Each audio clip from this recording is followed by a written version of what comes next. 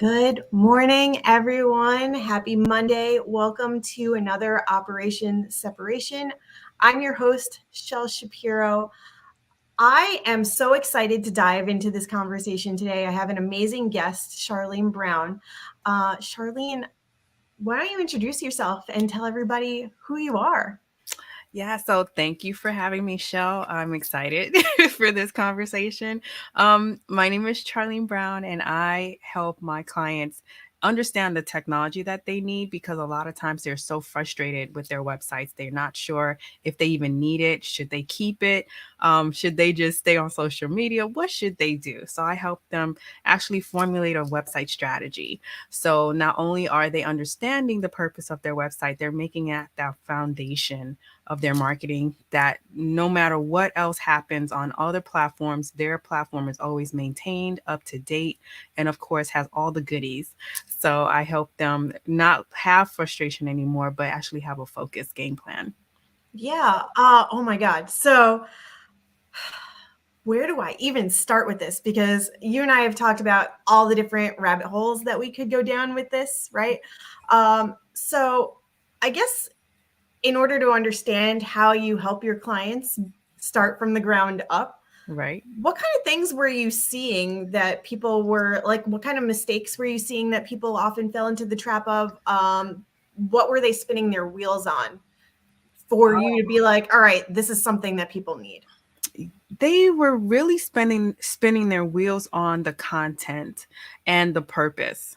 A lot of times they would have a site, it would be outdated or it just wouldn't flow properly, and they weren't sure what should they do, how should they present it. So it was from everything from information to products. It would just be scattered, Yeah. and it was scattered because they weren't sure how should it be presented. And a lot of times we have templates and we feel like, oh, okay, this template looks close enough or it looks good, but is the template really serving the purpose? So a lot of times you're just sitting there using what someone else created blanketly and then just plugging what your information is and then you move on, right? But that really wasn't how they should have approached their websites. That's not how I learned to approach web design. It was always about making sure that what you're putting on the screen, especially above the fold, the first thing that we always see, Yeah. it should be the most important thing. So what's the first thing that if anything happened, if there was an emergency, if I just forgot or I walked away, what was the one thing you wanted me to remember or the first action you wanted me to take? So that's where I had to really sit down and have these conversations to say, what's your purpose? And then what's the first thing that, and the most important thing you want people to start doing on your site? And that's how you can start building it out. And of course, most important, medium, and less important things go at the bottom. But that doesn't mean because of that they're at the bottom that no one will ever see them. So it was just a really understanding what's the thing that someone should always and first foremost do before they leave, especially. It was like, don't forget, you still can have opportunities to grab them there too. Yeah. Oh my God. So, okay. This is really important for your brand, right? When you're Yeah. building your brand, you need to understand what your purpose is and what your goals are. Like, what do Yeah. you want people to know about you? What do you want people to do when they're here? Yes. What message do you want to present? And from a LinkedIn perspective, I appreciate this too, because I'm always telling my clients how important it is to, I call it the prime real estate area, that top Mhm. area at the very top of their profile, like Yes. the banner, the headline picture, like your headline, your profile picture. I'm jamming up my words right now because I'm so excited about this. Your headline, like all the things that are people can capture about you in the Mhm. first few moments of being on your page. Yes. And so this is very similar to how you can capture people's attention and keep it on your websites and stuff, Exactly. right? So I love the idea of figuring out your purpose and what your intention is instead of using just a templated thing, because Mhm. it's your website shouldn't be a set it and forget it thing. Your brand shouldn't be a set it and forget it. It's going to grow and evolve with you, Yes. just like everything in life does and should. Mhm. So Tell me a little bit more now about like being the brand misfit. Like, how did that name come about? And was it born out of not using because you didn't want to use a template for your brand? Yes, it was partly that I never liked sticking to just a regular template. I always like breaking them up, taking pieces from everywhere else and then formulating what I see in my vision. And it really stemmed from me having a moment, and it was a program that a friend of mine, Phyllis Strouder, she does that, and she is amazing. She's amazing, amazing when it comes to getting your brand messages together and clear. And of course, my other friend, Ebony, we were all doing this together. And I would say what was in my mind, but I couldn't formulate a name for myself. I was like, I don't know. There's so many different things I do. There's so many aspects. And they were like, you sound like a misfit. You sound like a brand misfit. And I was like, that's perfect. That's exactly what I am. Because it was literally, I never liked sticking to the rules verbatim. I don't think that's what rules are for. Rules are just guiding points. So okay, this normally shouldn't happen, but what if we stepped a little bit outside the boundaries? What if we did it a little bit different? But the rules. A lot of times people jump into branding, they jump into web design without understanding why certain things are done. Like a lot of times, why do we have a lot of websites with white backgrounds? It's not because everyone wants to be boring, but you have to consider who's coming to your site. You have to understand accessibility. There's so many things that are happening right now in the website world that, from a technical standpoint, you should understand it.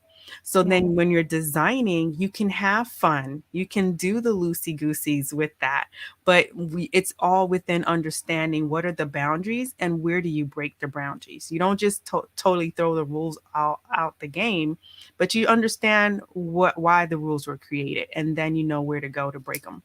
Yeah. So I'm just gonna backtrack a little bit because for anybody who's joining us, if you don't know why we're here today, we're talking about recreating your presence. And to do that, you need to think about this box that you've built or you've been building for yourself, right? And so when you think about knowing the rules before you can break them, that's so important because you have to know what works and what doesn't. You have to test the waters, try things for yourself, and see how you want to build that box and what it could look like for you. So I love how you said that. And it reminded me that I didn't actually share today's topic to let people know why we're talking about this and why it's so important. So, yes, when it comes to unpacking things, you have to know the rules before you can break them for yourself. I love that name. I love the brand Misfit. And I do think that that's perfectly fitting because you've spent so much time taking the pieces from other people's stuff to figure out what worked for you. And it's not just a matter of like templating. You've made your own template. You've taken what works, you've thrown away what doesn't, and you've made it your own. Yes. So I really love like how that name came about. Um, and I think that's important to point out because when you think about your brand, when people think about their brand, and I myself am no like stranger to this because I overthink a lot, we often tend to just dwell on the logo, the colors, the fonts, like the look of things, instead of really getting down to why we're doing something a certain Mhm. way. So, how much time did you spend agonizing over the look of your brand? I still go back and forth with myself about the look because I feel, like we already discussed it, when you're elevating, when you're changing, like, okay, is this really who I am still? Is this feeling like me? How do I elevate the brand without, maybe I love the logo, so I don't want to totally change everything, but how do I add those special touches and still remain accessible, visible? Because especially the longer you're out here and you're using a certain aesthetics or feel, or your experience is built a certain way, people get used to that. So you're nervous about changing it and maybe losing people. But it's not always about that. It's really about, okay, maybe there are certain people that no longer will fit with me because I'm changing. And that we have that in life, friends, family. There's certain people you don't spend time with anymore. And it's not because you don't love them or like them. It's just things are changing. Your projected path is shifting, and it's okay. So for me, and I'm even now I'm on a project that is supposed to help me captivate my brand's voice, but visually in a graphical way. Yeah. So it that journey alone has been an interesting journey because I was like, okay, maybe I don't want to use my brand colors for this. Maybe there's a certain way I want to present the brand. Maybe there's certain things or certain elements I want to add to it, but that doesn't mean that my foundation is going to change. I'll still use the way I am now, but I'm going to express it differently. So that's where I know, like, you're always going to feel different. Like I said, to this day, I'm still trying to say, oh, where do I go? Is this still me? What's happening? So I always evaluate myself every Yeah. 6 months, just to see, like, is this still me? What's going on? Especially when I see other ideas popping on the scene. I'm like, that looks interesting. That's good. But that's not me. I can see that. Yeah, yeah, for sure. And you have a very like strategic way that you do this for yourself, and that you've helped other clients do this as well. Something that I came across when I was doing my deep dive on you a little bit beforehand, was your book, Keep It Super Simple, Yes. and just this acronym alone, this KISS acronym, that I love. One of my accountability partners and I always call it keep it simple and strategic. Mm, So it's a slight variation on your wording, but the idea behind it remains the same, right. especially when you're prone to overthinking, Yes. and going down rabbit holes, as we may be doing right now in a good way. But how exactly do you go about helping people get back to the strategy and get back to the basics of what they're trying to create and do? Yes, I'm glad you said that. You asked that question because it's still always going to be, what's your purpose? Why did you start the business? Why do you continue to wake up? Why do you continue to look for clients? Who are you helping? And once you understand the foundation of your purpose, then everything else that can change around you will never change your purpose. It will never change why you want to really deep dive with people on that. And um, I think that it's another, it's different. But there's a passion and then there's a purpose, and our passions can shift like anything else. But you always want to say, and you hear people always say they go to, I want to help people, right? That's a great purpose, but then what's the deeper purpose in that? How do you want to help people? Why do you want to help people? And that makes you go and do that your own rabbit hole deep dive. And then once you can hold on to that, and you're running a business or you're running an organization, or you're probably in a corporate world and you want to make that space better, you know, like, okay, look, this will never change. I will always be here to help people do better, improve, elevate themselves. Yeah. So no matter what space you're in, that's always going to be what you focus on. So that's why I try to get my clients to really scale back, forget about what the sites you've looked at, forget about colors, fonts, all of that. What is your purpose? So then by that point, we can build everything else around it. And it makes it so much easier to think, because then you know, okay, if my purpose is to teach young kids how to code, then how do you being on social and integrating videos on your site and creating content and blogs, how can all of that come back to actually helping these young kids code? Are you showing them how to code? Are you giving them the foundations of coding? Like, what exactly is it that you're doing?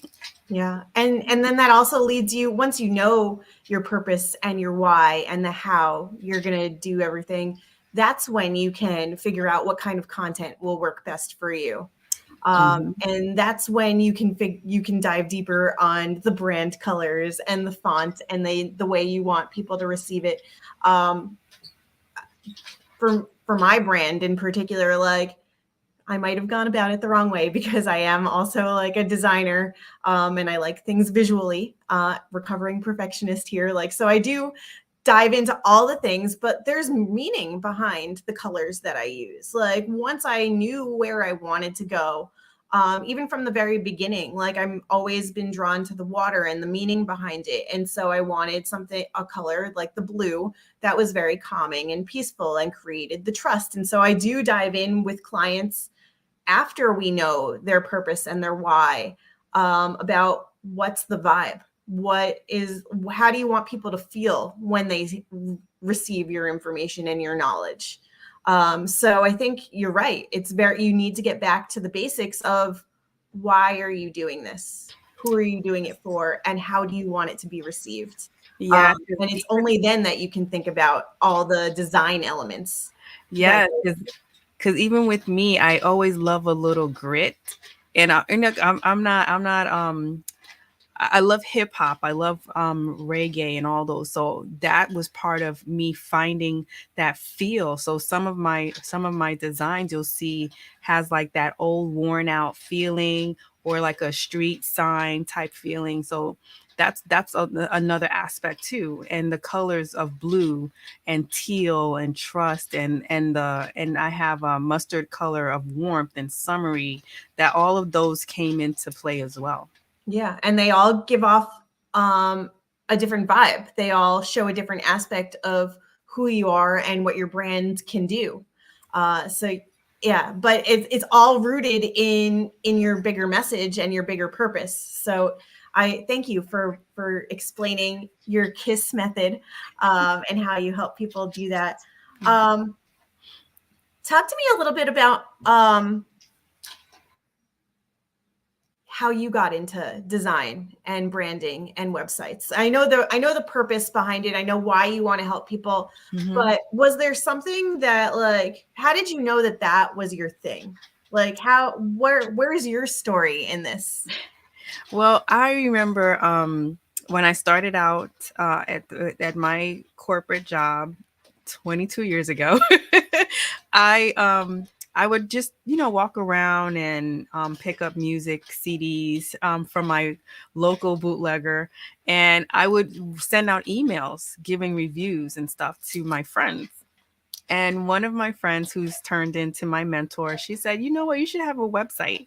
And I was like, "Oh, that's a lot of work."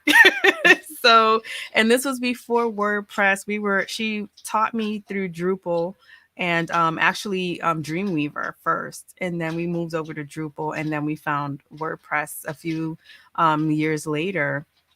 And when I tell you, it was just game changing to see something that was in your mind and you're using code to create it. And now it became something live. And then you're changing it on the go and everything like that. It was just something that made me feel good. Cause it's like now I have the power in my control to handle stuff like that, to bring things to the internet.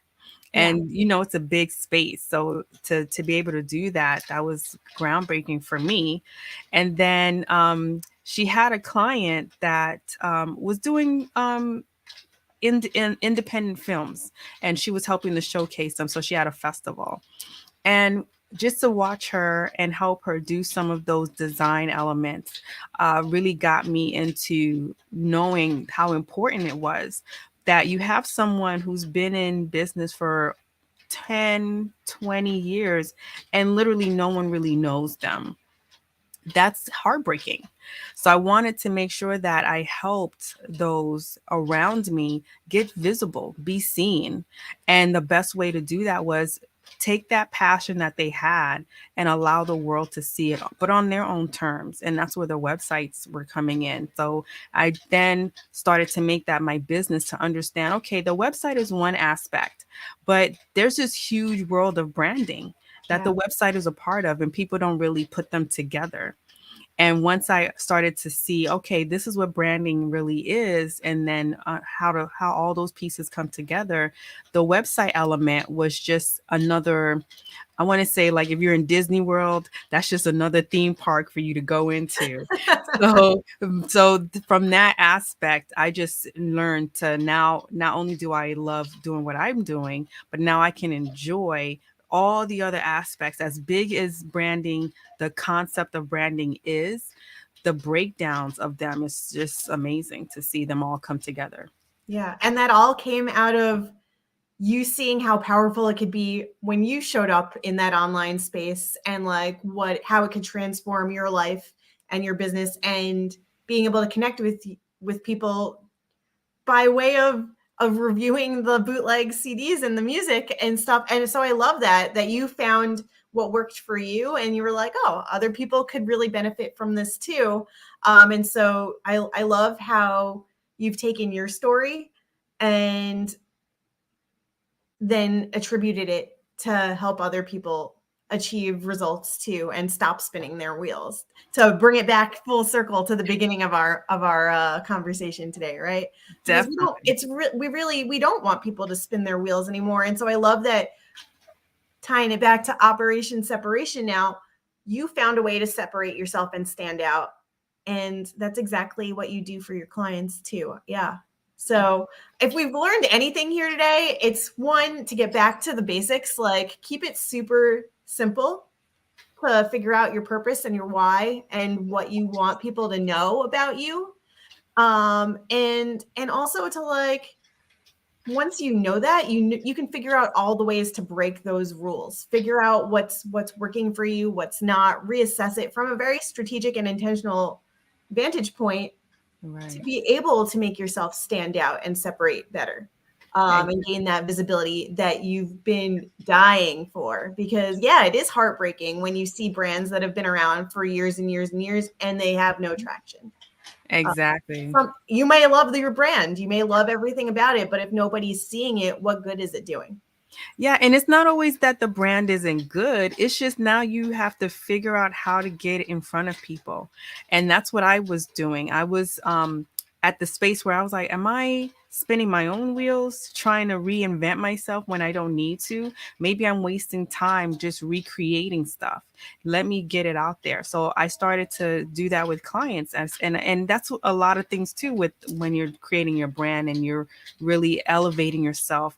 It's really about testing what's Yeah. working, what are people going to really soak in, because you can put out everything. You can put out audio, video, you can tap dance on TikTok, you can do whatever you want. But if people are not really absorbing the information and maintaining it in their own mind, then what's the point? Now you have to really figure out, are you giving them the information that's relevant to them? Do they care about it? And if they care about it, are you giving it in the way that they can take it in? Because there's people who are visual learners, there are people who rather read it, there's people who rather listen on the go. So you have to really start to figure out, okay, where are you getting the most impact from? Pour your energy into that and then branch out, and you can have other people help you branch out in those other areas, but never ignore where your foundation is. Ooh, I love that. Thank you for talking about the way that people receive the information and the content. Again, that goes back to how the prime real estate that I was talking about, with like the different ways that people can relate to what you're putting out there, whether that's visually, whether that's through a video, whether that they need to like see it written in front of them, or hear it, or actually a combination of both. Like maybe people need to like see it and hear it and have it written in front of them in so many different ways before it really like sinks in, and like, oh shit, this is important and I should really pay attention to this. And I think when it comes to personal branding on throughout your LinkedIn profile, Mhm. specifically, it goes beyond that prime real estate then for like the repetition, Yeah. because especially when you're trying to sell someone on something without feeling like you're spamming them or forcing it, you want that repetition to like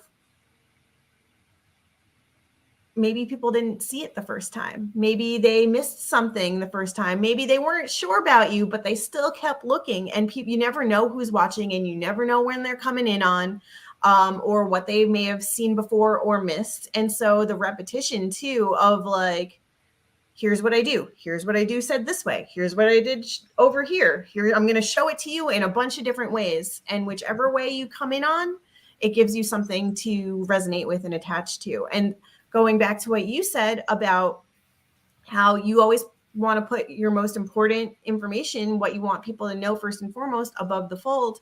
But that doesn't mean that anything else that's lower down is less important or not valuable. It's just your way of like drilling that message in and like hammering it home, like, this is important. I'm going to tell you this way. I'm going to show you a testimonial. I'm going to put a video. I'm going to give you a link to like this recorded conversation. Here's like my free guide, all the different ways that you can attract based on your evaluation of what your audience is resonating with. Yes. And then you shouldn't, and one thing to piggyback on that is, once you understand what they like, it's okay to still test other items out, but don't ignore what they like so you can have a bunch of testers out there. Yeah. That's something else that I've learned through the years, 22 years of doing this, and it's there's always a foundational things that just don't change. You have people who love to read, so books are still popular. Don't listen to folks who tell you, oh, no one's reading, books don't sell.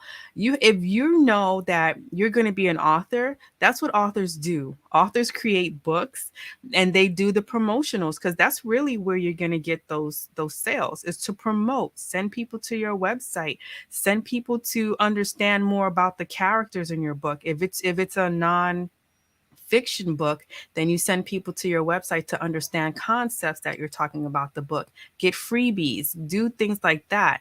And it's just a gambit of things that now you have control over. You're not relying on other people's algorithms to feed into your system, into your funnels and things like that. So it's really about understanding that part, and then not listening to because you're going to hear it.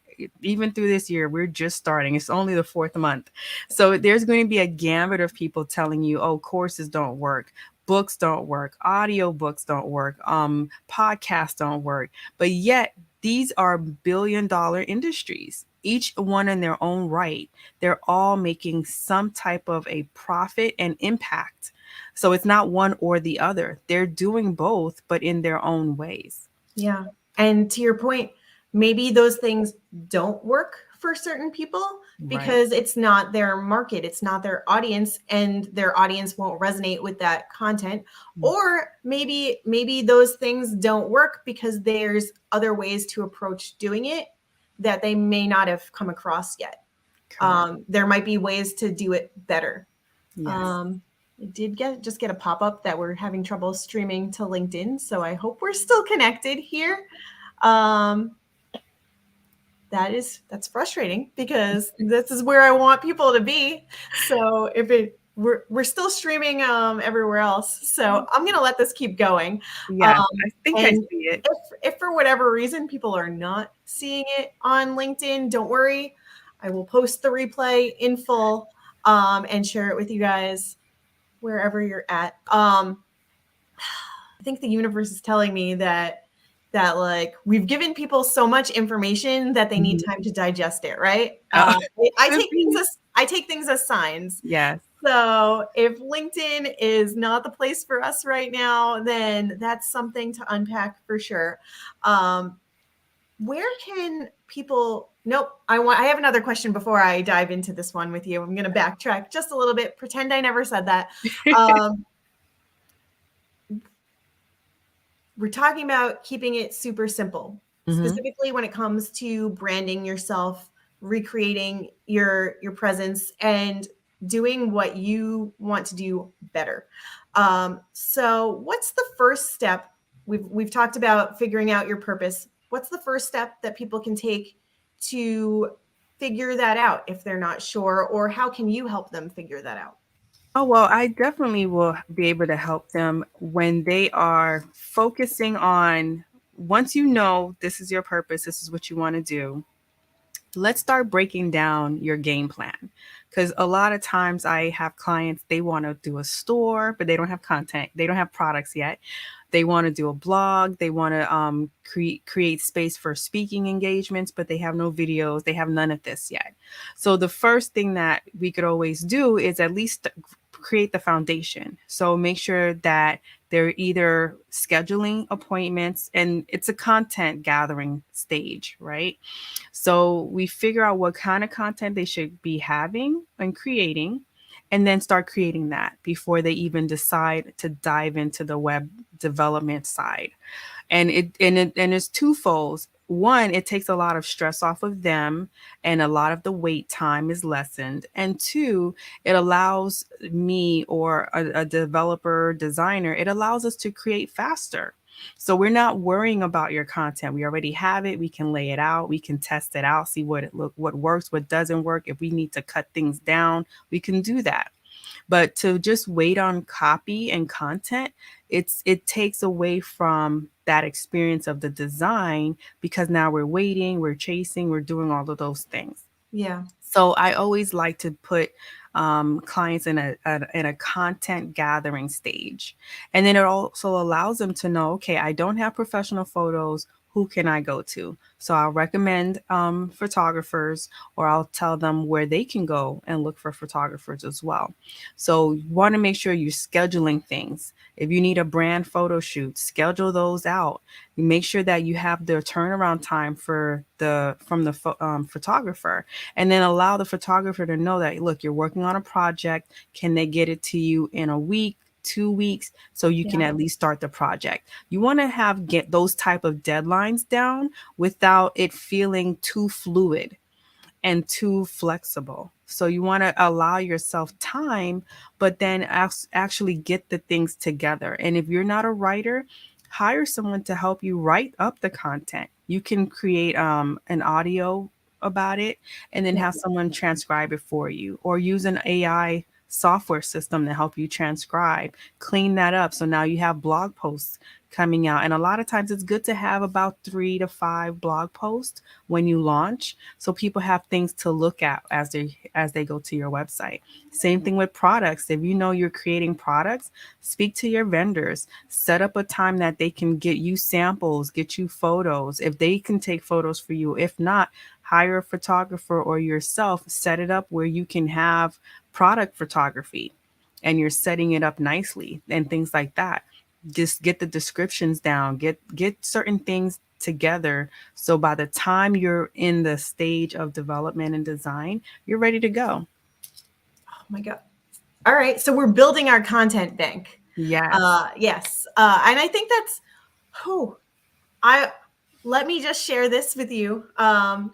As much as I know where the direction of Operation Separation, and for anybody who's listening in, uh, that's so Operation Separation is not a solo mission, right? Like that's why I'm bringing on amazing guests like yourself, to share your stories of how you separated and also how you help other people do it. But I can always use more content, right? Yeah. So I'm building my content bank right here, as at the same time that I'm also putting out valuable content. So there's ways to build your content bank and bring valuable information to the masses, to your audience, to the people that need to see it. So this is happening in real time. Like I am building my content bank as we're like doing the thing. Yeah. And that doesn't mean that I am completely devoid of a game plan. I have one, and I've set the wheels in motion. I've been gone through the strategic steps to figure out what I want to do, where this is going to go, Mm-hmm. and I am proof that you can have that game plan and build your content bank and still be doing something else that moves you forward at the same time. Correct. So it's not just about like spinning your wheels and like wanting to do all the things. There's things in motion that will get you to the next step. So I love building the content bank and getting started in that, because if you don't have anything to post, or if you don't have anything to share, or know what your audience likes after, like there what are you going to put out there? Correct. Correct. And then it gets you frustrated, then you're feeling like you're running a race to get something up, get something out, and then you start to forget. So if you're creating that bank, you can easily hand those things off to someone else to make it pretty for you, get it ready for and optimized for your website and for social media as well as search engines. So there's going to be a couple of things that you definitely want to keep in mind and Yeah. plan for ahead of time.